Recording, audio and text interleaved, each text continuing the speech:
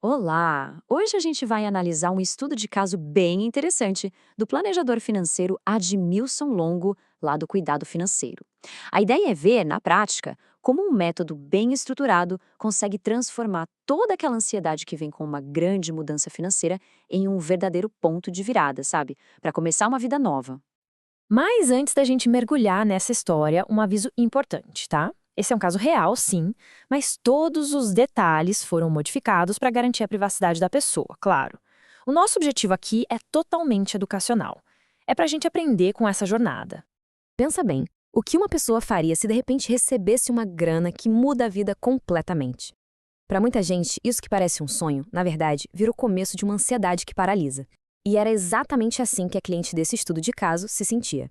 Ela buscou ajuda justamente no meio de uma transição de vida gigantesca.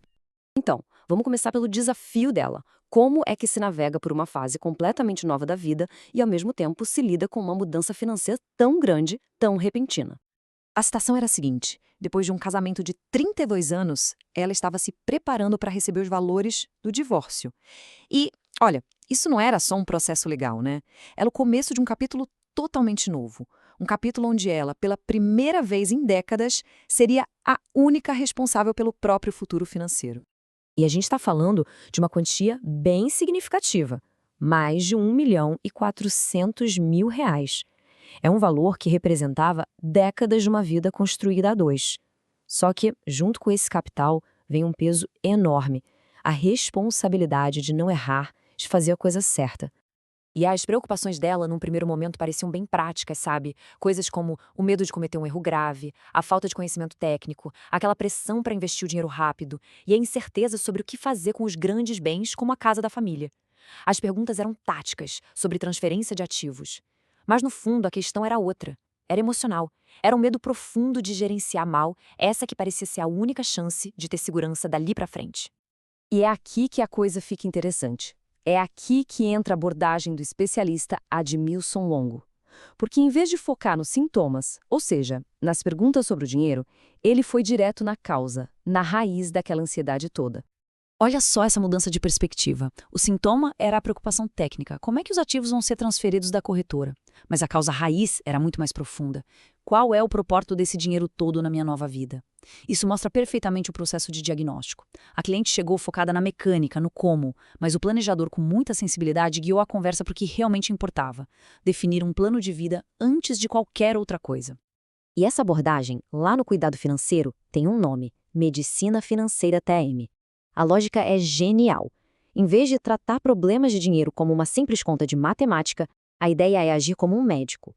Primeiro, se faz uma anamnese, para entender a história da pessoa.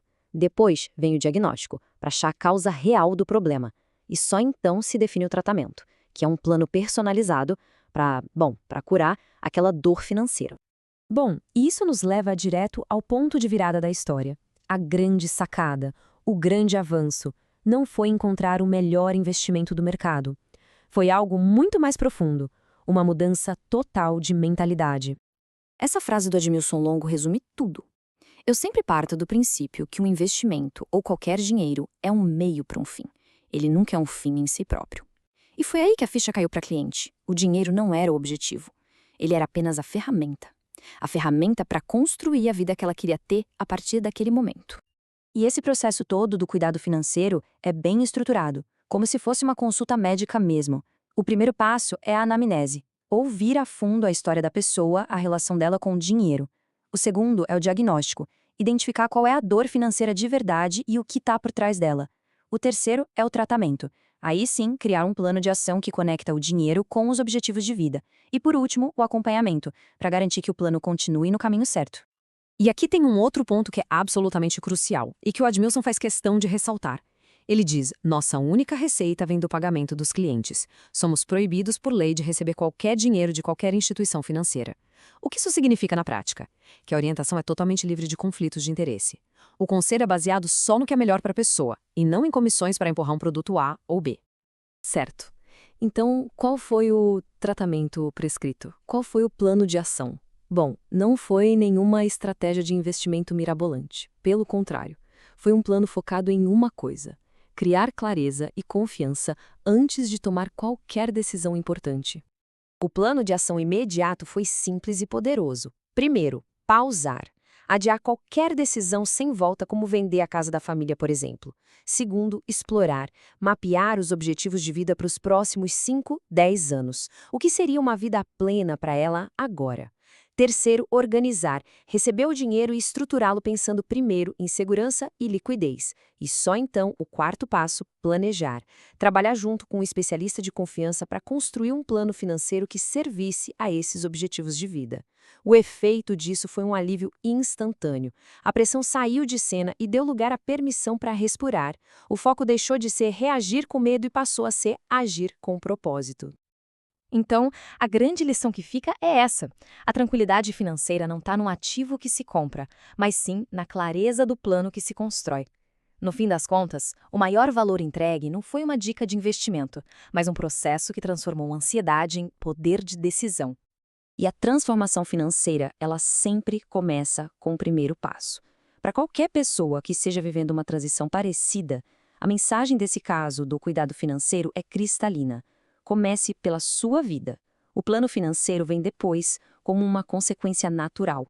Fica aqui essa reflexão final. Se o dinheiro fosse só uma ferramenta, o que cada um de nós construiria com ele? É uma ótima pergunta, né? Para saber mais sobre essa abordagem, o site é cuidadofinanceiro.com.br. Lembre-se, a transformação começa com o primeiro passo.